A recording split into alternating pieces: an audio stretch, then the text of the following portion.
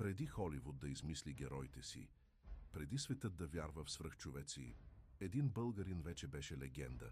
Роден през 1892 година, Дончо Колев Дончев израства бедно, но здраво, с тяло изковано от работа, глад и воля. Завършил съм университета на живота.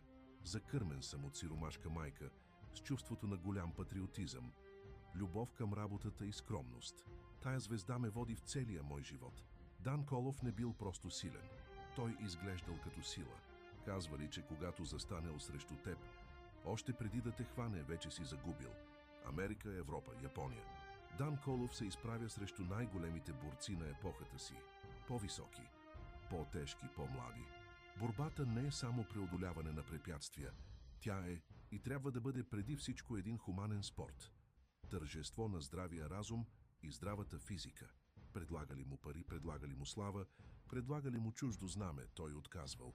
Чувствам се силен, когато се бия за България.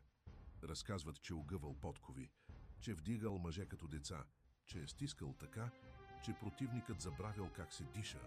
Дан Колов си отива през 1940 година, но не и славата му, защото има хора, които не умират. Дан Колов не е просто борец, той е доказателство, че българинът може да бъде